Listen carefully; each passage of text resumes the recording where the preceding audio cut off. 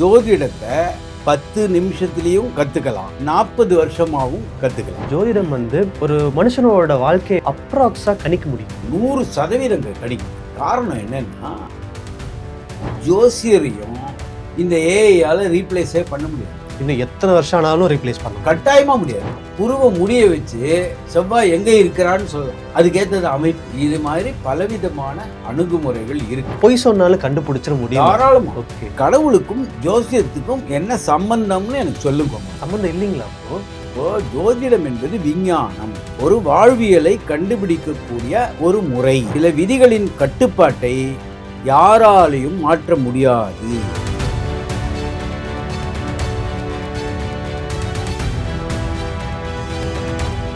Divine Tamil நேயர்களுக்கு வணக்கம். நான் உங்க சுஷீந்திரன்.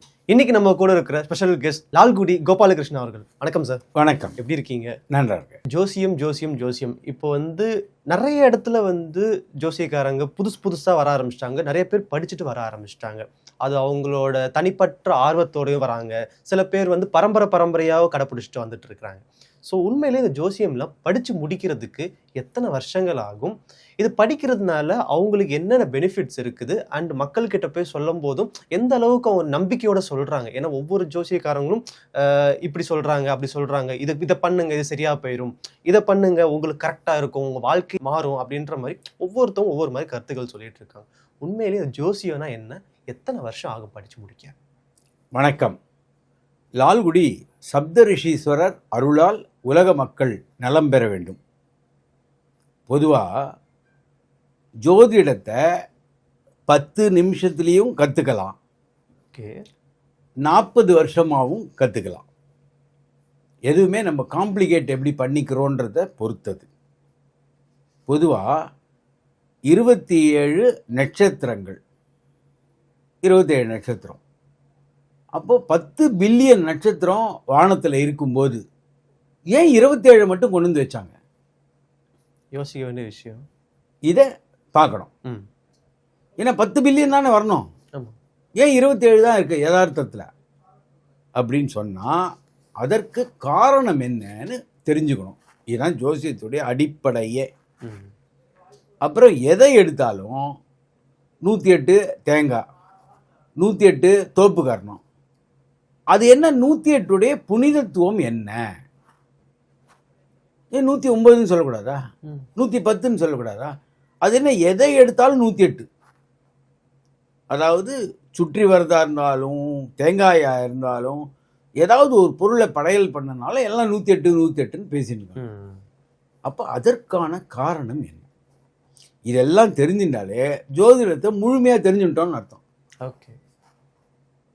இப்போ ஒரு மனிதனுடைய உணர்வுகள் எத்தனை ஆகும் மொத்தம்? கோபம், பாசம், அழுகை, வெறுப்பு, இது மாதிரி நிறைய விஷயங்கள் நிறைய இருக்கு இல்லையா?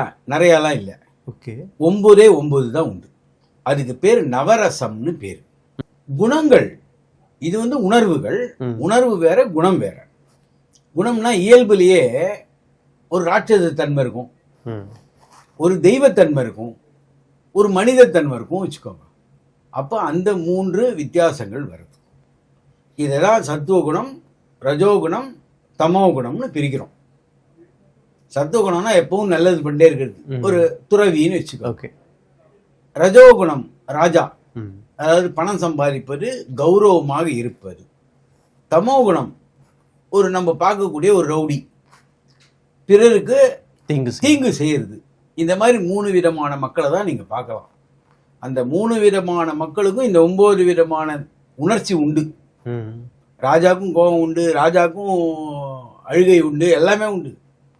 அப்போ 3 குணம், 9 ரசம், 9 3 27. இதுதான் இந்த 27 நட்சத்திரத்துடைய சாராம்சம். ஜாதகம் என்பது ஒருவருடைய மனோநிலைமையை படிப்பது, அவ்வளவுதான். ஒவ்வொருத்தருடைய மனோநிலைமை படிப்பது. இது எப்படின்னு சொன்னா, இப்போ ஒரு இராணுவத்தில் இருக்கிறவனுக்கு ஒரு குண்டடி படுறதுன்னு வச்சுக்கோங்க, அவனுக்கு அது முள்ளு குத்தினா மாதிரி. இங்க சாதாரண இடத்துல இருக்கிறவனுக்கு முள்ளு குத்தினாலே குண்டடிப்பட்ட மாதிரி வருத்தப்படுவான். நிகழ்வு ஒன்று, மனோநிலைமை வேறு. அப்ப அந்த மனோநிலைமைக்கு இவன் சரியா இருக்கானா, இவன் யோசிக்கிறத முடிக்க முடியறதா, இதை கண்டுபிடிக்கிறது தான் ஜோசியம். இதை 3 விதமா பிரிக்கிறான். சந்திரனை வைத்து பார்ப்பது, சூரியனை வைத்து பார்ப்பது, லக்னத்தை வைத்து பார்ப்பது. இந்த 3 ஆஸ்பெக்ட், 3 கோணங்களும் சரியா இருந்தால் அந்த வேலை நடக்கும், இல்லைன்னா அந்த வேலை நடக்காது. ஜோசியத்துல எத்தனை வகை இருக்கு சார்? ஜோசியம்ன்றது ஒண்ணுதான். ஓகே. ஆனால் அதை எப்படி வேணா பார்க்கலாம். ஒரு படம் இருக்கு, அந்த படத்தை வேறு வேறு ஆங்கிள் இருந்து பார்க்கும்போது வேறு வேறு மாதிரி தெரியும், அவ்வளவுதானே தவிர படம் என்னவோ ஒண்ணுதான்.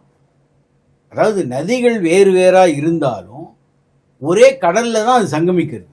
அப்ப ஜோதிடம் என்பது கடல், அதற்கான வழிமுறைகள் வேறு வேற இருக்கு. இப்ப பொதுவா ஜாதகத்தை வச்சு பார்க்கறது உண்டு, கைரேகையை வைத்து கொண்டு பார்ப்பது அதுவும் ஜோதிடம் தான். இதை தவிர அங்க லட்சணம்னு ஒன்று இருக்கு, சாமுந்திரிகா லட்சணம் சொல்றது. அது எப்படின்னா, ஒருவருடைய மூக்கின் அளவு என்ன, காதுடைய அளவு என்ன, இதெல்லாம் வச்சு சொல்லக்கூடியது.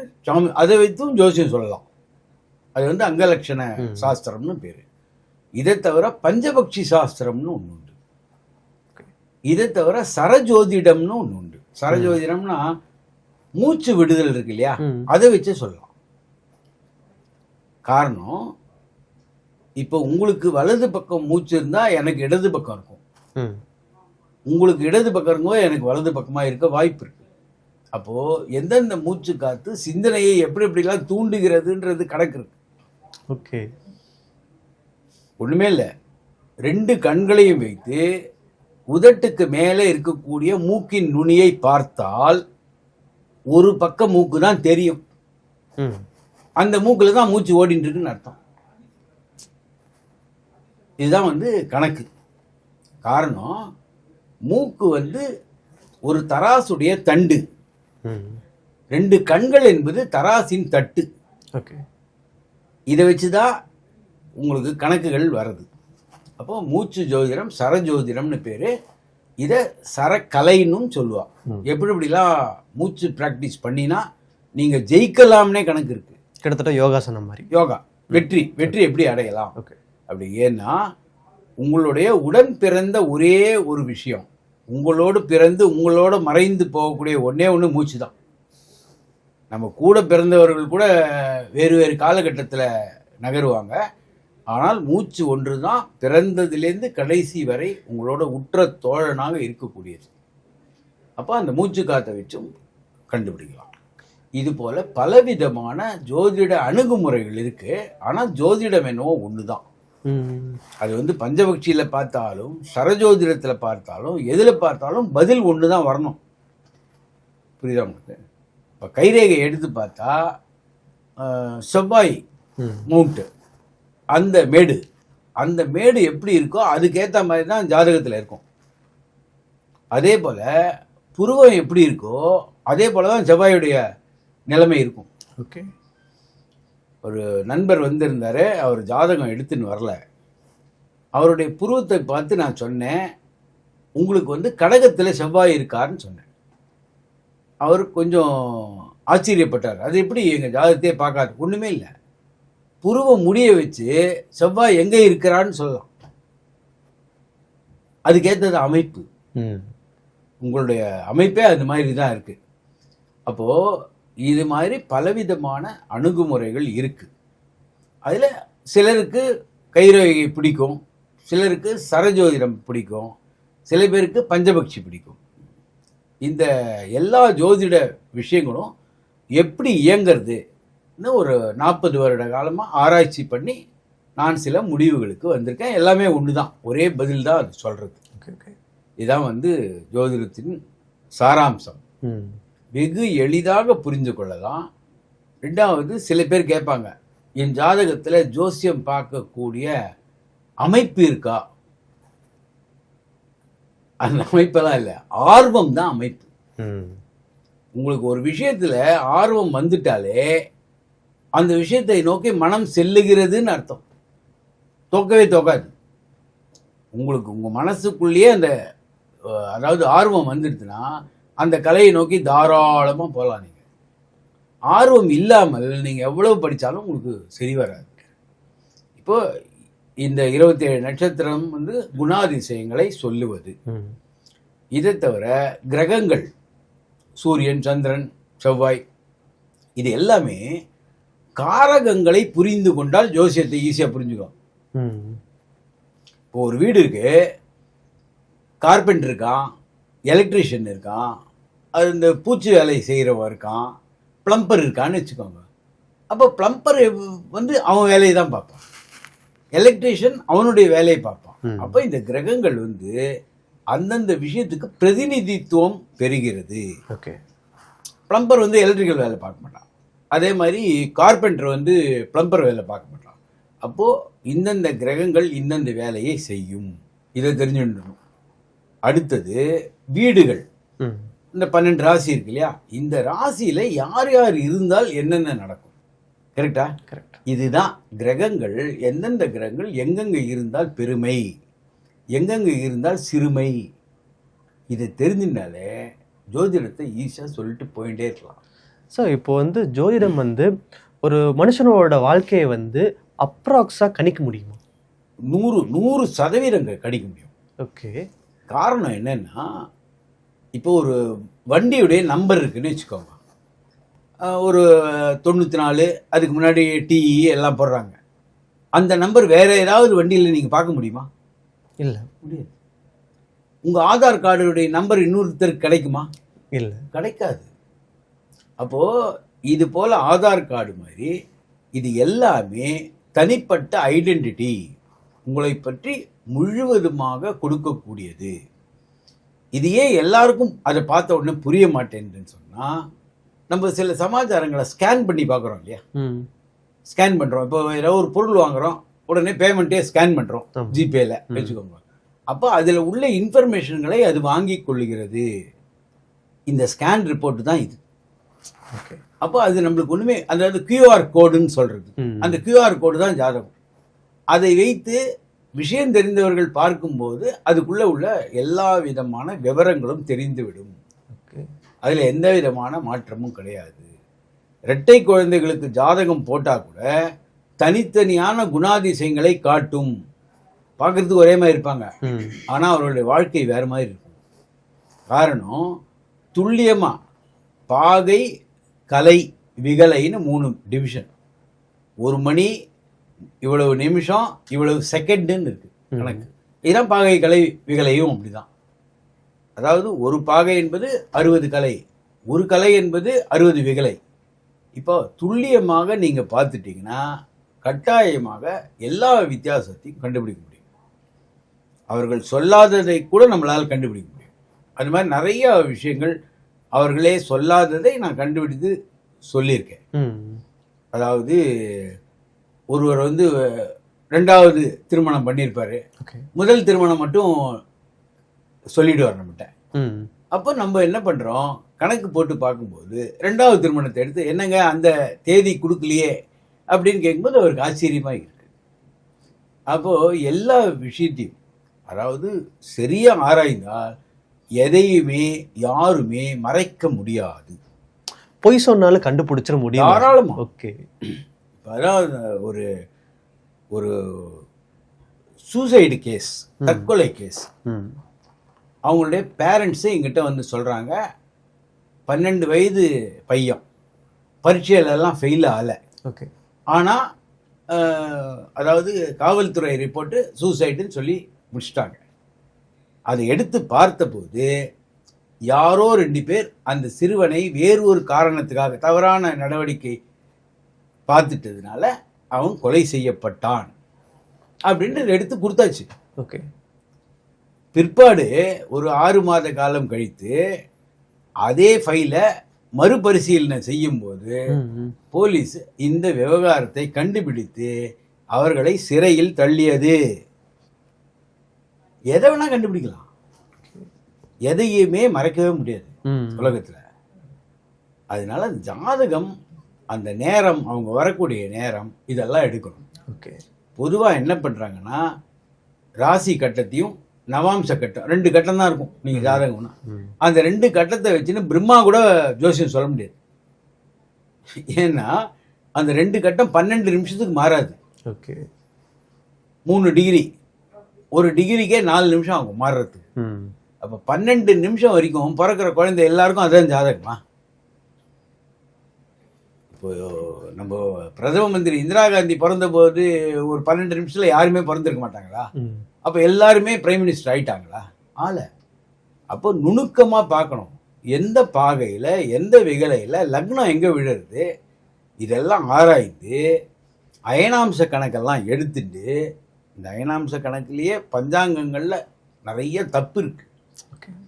ஏன்னா இவங்கெல்லாம் பழங்கால விஷயத்தை ஆராய்ந்து செய்து கொண்டிருக்கிறார்கள். பழங்காலத்துக்கும் இப்போக்கும் கிரக மாறுபாடுகள்லாம் ஆயிடுச்சு. இன்னும் பழங்கால விஷயத்தையே யோசிக்கிறாங்க. உண்மையிலேயே பஞ்சாங்கங்கள் எப்படி தயார் பண்ணப்படும்னா, நீங்க சில கோவில்ல சிவன் மேலே இந்த பர்டிகுலர் இந்த குறிப்பிட்ட நாளில் ஒளி விழும்னு கேள்விப்பட்டிருக்கீங்களா? கேள்விப்பட்டிருக்கேன். அதை வச்சுதான் அவங்க கண்டுபிடிப்பாங்க. உதாரணத்துக்கு உத்தரகோசமங்கைன்னு ஒரு கோவில் இருக்கு.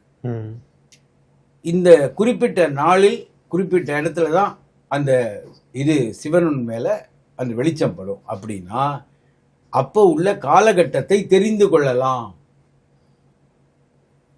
புரியுதா?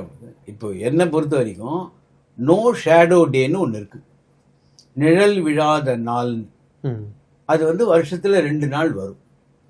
அதை வைத்து கொண்டு நான் பஞ்சாங்கத்தை சரி செய்து கொள்கிறேன். ஏன்னா அதான் யதார்த்தம். அது வந்து நம்ம கண்ணெதிர பார்க்கறது.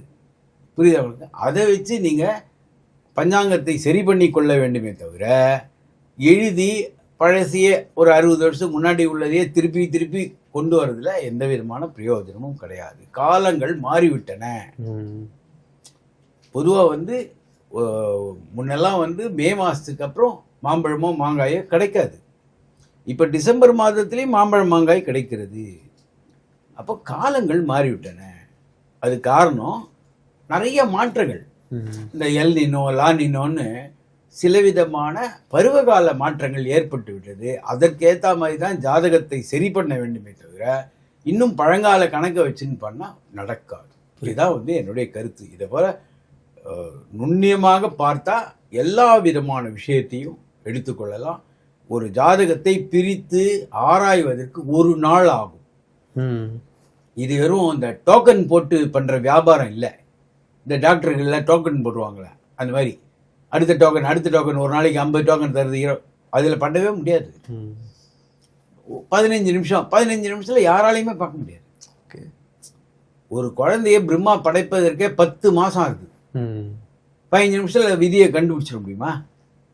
ரொம்ப நுணுக்கமான வேலை அது. இப்போ ஒரு ஜாதகத்தை பார்த்த உடனே ஒரு நாள் ஆகும் கண்டுபிடிக்கிறதுக்கு முழுசா அப்படின்னு நீங்க இப்போ ஒரு சில இடத்துக்குலாம் போகும்போது உன் முகத்தை பார்த்தாலே தெரியுது, இந்த மாதிரி ஒரு கஷ்டத்துல இருக்கிற, உன் முகத்திலே ஒரு ஒளிவட்டம் தெரியுது, உன் ஜாதகமே தெரியுது உன் முகத்துல அப்படின்ற மாதிரி சில நபர்கள் எல்லாம் பேசி நானே கேள்விப்பட்டிருக்கேன். அதெல்லாம் நம்பலாமா சார்? அதாவது பெரும்பாலும் நான் நேரடியாக எதிர வச்சுட்டு ஒருத்தருக்கு ஜோசியமே பார்க்கறது இல்லை. எப்படின்னு கேளுங்க. ஓகே. இப்போ நீங்கள் வந்து உடம்பு ஃபுல்லாக நகையை போட்டுன்னு வரீங்க, மைனர் செயின் அது இதெல்லாம். உடனே நான் என்ன யோசிப்பேன், இவர் பணக்காரர். புரியுதா உங்களுக்கு? ஆனால் உங்களுக்கு ஒரு 50 கோடி லோன் இருக்கும். அப்போ எப்படி நீங்கள் பணக்காரர்? கிடையாது. அப்போது நம்ம பார்க்கும்போது சில நம்ம தவறான இதனால அதாவது எண்ணங்களால் வேறு மாதிரி யோசிக்கும்போது நம்ம ஜாதக கணக்கே மாறிடும். புரியுதா உங்களுக்கு? அதனால நம்மளுக்கு தேவையானது என்ன? பிறந்த நேரம், பிறந்த ஊர், பிறந்த டேட்டு, இது கூட அவர்கள் வாழ்க்கையில் நடந்த ஒரு முக்கியமான நிகழ்ச்சி. அது கல்யாணமாக இருக்கலாம், இல்லை யாராவது பெரியவர்கள் தவறி போயிருக்கலாம். அதெல்லாம் அவருடைய வாழ்க்கை தானே இது. அப்போ அந்த நேரத்தை வைத்து இந்த நேரத்தில் பிறந்தவருக்கு இந்த நிகழ்ச்சி நடந்திருக்குமான்னு கணக்கு பண்ணும். அப்போ அதை வச்சு தான் சரி பண்ணணுமே தவிர பொதுவாக அதை கொடுக்குற நேரத்தையே நான் பார்த்தேன்னா நான் ஜாதகத்தை பார்க்க தெரியாதவன்னு அர்த்தம். அதுக்கப்புறம் நான் ஒரு நிகழ்ச்சி உங்களுக்கு சொல்லுவேன், ஓகே. இது மாதிரி ஒரு நிகழ்ச்சி நடந்திருக்குமேன்னு. ஆமான்னு சொன்னாதான் நான் போற பாதை கரெக்ட். இதுதான். ஸோ இப்போ இந்த காலத்துல கடவுள் நம்பிக்கை இருக்கிறவங்களும் நிறைய பேர் இருக்காங்க, கடவுள் நம்பிக்கை இல்லாதவங்களும் இருக்காங்க. ஆனா ஜோசியம் மட்டும் ஒரு மாதிரி காமனா எல்லாருமே பார்க்குறாங்க. எப்படி சார்? அதாவது கடவுளுக்கும் ஜோசியத்துக்கும் என்ன சம்பந்தம்னு எனக்கு சொல்லுங்க முதல்ல. என்ன சம்பந்தம்னா சம்பந்தம் இல்லைங்களா அப்போ? அது வேறு, இது வேறு. ஓகே. இது ஒரு விஞ்ஞானம். ம். இதுக்கும் சாமி கடவுள் நம்பிக்கைக்கும் வச்சு குழப்பிக்க கூடாது. ஓகே. நிறைய பேருக்கு இந்த கன்ஃபியூஸ் எனக்கே இருக்கு. இப்போ சீனால ஜோசியம் இருக்கு, ம். அரபு ஜோதிடம்னு ஒன்று இருக்கு. ஓகே. அப்போ எல்லா நாட்டிலையும் இருக்கு ஜோதிடம். அப்போ எல்லா நாட்டிலையும் பெருமாளும் முருகனும் இருக்காங்களா? இல்லை, கிடையாது. அப்போ ஜோதிடம் என்பது விஞ்ஞானம், ம். ஒரு வாழ்வியலை கண்டுபிடிக்கக்கூடிய ஒரு முறை. இதை ஏன் குழப்பிட்டாங்கன்னா, பொதுவாகவே ஜோதிடர்னா ஜோதிடம் பார்க்குற இடத்துல ஒரு 6 அடி 5 அடிக்கு ஒரு அம்மன் சிலை இருக்கணும். ம். 6 அடி 5 அடிக்கு ஒரு பெரிய அம்மன் படம் இருக்கணும். அந்த ஊதுபத்தி சாம்பிராணி இதெல்லாம் போட்டு அந்த அந்த ரூமில் ஒரு ஒரு கலகலப்பை உண்டாக்கணும். ம். ஜோதிடர் என்பவர் பொதுவாகவே இப்படிலாம் இருக்கக்கூடாது. ஒரு எலுமிச்சம்பழம் அளவுக்கு ருத்ராட்சம் போட்டிருக்கணும். ருத்ராட்சம் போட்டிருக்கிறது மட்டும் இல்லை, சட்டைக்குள்ளே இருக்கக்கூடாது, அது சட்டைக்கு வெளியில் இருக்கணும். அந்த ருத்ராட்சம் எனக்காக இல்லை, எல்லாரும் பார்க்கறதுக்காக. அது ம். புரியுதா உங்களுக்கு? அது மாதிரி ஒரு சில இதெல்லாம், அதாவது என்ன சொல்கிறது, சில ஒப்பனைகள்லாம் ஆயிடுச்சு. ம். அதுக்கும் ஜோசியத்துக்கும் சம்பந்தமே கிடையாது. ஓகே. புரியுதா உங்களுக்கு? இது மனிதனுடைய விஞ்ஞானம், வேதத்துடைய ஒரு அங்கம். புரியுதா உங்களுக்கு? அப்போது இதுக்கும் அந்த அம்மன் சாமி இதுக்கும் போட்டு குழப்பி இந்த சமயத்தோடு கொண்டு வந்து சேர்த்துட்டாங்க. ம். இப்போ நானே சொன்னேன், இந்து மதத்தை சாராதவர்களும் என்னுடைய லிஸ்ட்டில் இருக்காங்க. ம். பல மதத்தவர்கள் என்னோட ஜோதிடத்துக்கு வராங்க. அது என்னன்னா, எல்லாருக்குமே எதிர்காலத்தை பற்றி தெரிந்து கொள்ள வேண்டும் அப்படின்ற ஆர்வம். எதிர்காலத்தில் என்ன இருக்கும், எச்சரிக்கை, ஒரு தற்காப்புக்கு, ஒரு தற்காப்புக்கு. இப்போ நீங்கள் வண்டியில் போகும்போது கூகுள் மேப் போட்டால் எந்த சைடு டிராஃபிக்கு, இந்த சைடு போகாதீங்க அப்படிலாம் காமிக்கிறதா இல்லையா? அப்போ அது காமிச்சதுன்னா என்னென்னா, உங்களுடைய பயணத்தில் போய் மாட்டிக்க மாட்டீங்க. இந்த கூகுள் மேப் எப்படி காமிக்கிறதோ அது போல் எதிர்காலத்தை காட்டக்கூடிய வழிபாதை தான் அது. அந்த கூகுள் மேப்பை நீங்கள் பார்க்கணும்னு சொன்னால் வாழ்க்கைக்கு கைரேகையை பார்த்தா தெரியும். இதுவே மேப் தான், ஒரு கைரேகையே ஒருத்தருடைய வாழ்க்கையுடைய மேப். அப்போது இந்த விஞ்ஞானத்தை அதோடெல்லாம் சேர்க்காத, எதிர்காலத்தை பற்றி தெரிந்து கொள்ள வேண்டும், அதுக்காக மட்டும்தான் உபயோகப்படுத்தணும். புரியுதா உங்களுக்கு? அதிகமான மக்கள் இந்த சாமி நம்மளை காப்பாற்றிடுவார், அந்த கடவுள், இதெல்லாம் இவர்களாக ஏற்பாடு செய்து கொண்டது. புரியுதா? எந்த விதியுடைய எந்த விஷயத்தையும் கடவுள் நிறுத்த மாட்டார். ஒரு உதாரணம் சொல்கிறேன். மகாபாரத யுத்தம் நடந்தது, நிறையா பேர் மாண்டு போனார்கள். இப்போ கிருஷ்ண பகவான் நினச்சிருந்தா அந்த மகாபாரத யுத்தத்தையே நிறுத்தியிருக்கலாமே. யோசிக்க வேண்டிய விஷயம். கரெக்டா? மகாபாரத யுத்தமே நடக்கலன்னா பிரச்சனையே கிடையாதுல்ல. அப்போது யுத்தத்தில் வெற்றி பெற வைத்தவர் யுத்தமே நடக்காமல் செய்திருந்தா இன்னும் நல்லா இருந்திருக்கும்ல, இல்லையா? அப்போது சில விதிகளின் கட்டுப்பாட்டை யாராலையும் மாற்ற முடியாது. அவர் நினைச்சிருந்தா அந்த திரௌபதி அவமானப்படுவதையே தடுத்திருக்கலாமே. அதற்கு பிறகு அவர் உதவி செய்தார்ன்றது வேற, அந்த நிகழ்ச்சியை நடக்காமல் செஞ்சிருக்கலாமே. அப்போது சில நிகழ்வுகள் விதிக்கு உட்பட்டு தான் நடக்குமே தவிர காலம்தான் கடவுள். எதிர்காலத்தை கணிக்கலாம், ஆனால் விதியை மாற்ற முடியும். விதியை மாற்ற முடியாது. ஓகே. அதில் சில மாற்றங்களை செய்து நம்ம காப்பாற்றிக்கொள்ள வழிமுறைகளை கண்டுபிடிக்கலாம். அதாவது மழையை உங்களால் தடுக்க முடியாது, ஆனால் கொடை எடுத்துன்னு போகலாம். கொடை எடுத்துன்னு போனால் ஓரளவுக்கு பாதுகாப்பாக இருப்பீங்க. அப்போ ஹெல்மெட்டு போட்டுக்கிறோம், ஆக்சிடெண்ட்டே நடக்காதுன்னு சொல்ல முடியாது. ஹெல்மெட் போட்டுனா ஆக்சிடெண்ட் நடக்கும், ஆனால் ஓரளவுக்கு உங்கள் பாதுகாப்பு, உயிருக்கு பாதுகாப்பு கிடைக்கும். அப்போ இந்த பாதுகாப்பை தயார் செய்து கொடுப்பது தான் ஜோதிடமே தவிர இந்த விதியை யாராலையும் மாற்ற முடியாது. இதுதான் உண்மை. ஓகே, இப்போ வந்து டெக்னாலஜி டெவலப் ஆகிட்டே இருக்கு சார். இந்த டெக்னாலஜி டெவலப் ஆகிட்டே இருக்கும்போது கம்ப்யூட்டர் ஜோசியம், ஆன்லைன்லேயே ஜோசியம் பார்த்துருவோம், ஜஸ்ட் நீங்கள் உங்கள் ராசி நட்சத்திரம் போட்டாலே மொத்த டீட்டெயில்ஸுமே வந்து கொடுத்துரும் அப்படின்றாங்க. இதெல்லாம் நம்பலாமா? அதாவது ஏஐ, அதாவது செயற்கை நுண்ணறிவு அப்படின்னு வச்சுக்கோங்க. இது வந்து எல்லாரையும் மாற்ற முடியும். 3 பேரை மாற்றவே முடியாது. ஓகே. ஒன்று நீதி அரசர். நீதி அரசரை ஏஐயால் மாற்ற முடியாது. நீதி அரசர் தான் பண்ணியாகணும். ஓகே. 2வது மருத்துவர். இப்போ ஒரு நுணுக்கமான விஷயங்கள் பண்ணோம்னா ஒரு மருத்துவரால் தான் முடியும். அதே போல ஜோசியரையும் இந்த ஏஐயால் ரீப்ளேஸே பண்ண முடியாது.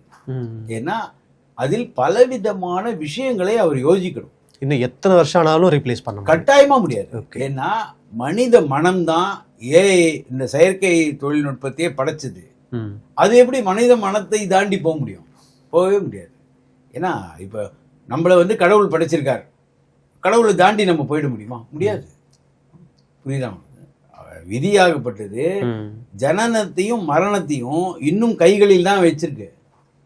எவ்வளவு மருத்துவ ஆராய்ச்சி வந்தாலும் மரணத்தை ஜெயிக்க முடியலையே. கரெக்டா? மரணத்தை பொறுத்த வரைக்கும் அது இயற்கையின் கையில் இருக்கு. அதுபோல் சில விஷயங்கள் இயற்கையாக தான் இருக்குமே தவிர அந்த கம்ப்யூட்டரில் பண்ணுறது சரியான பதில் கொடுக்க முடியாது. நம்ம நேயர்களுக்காக நிறையா சொன்னீங்க சார். ரொம்ப நன்றி. நன்றி.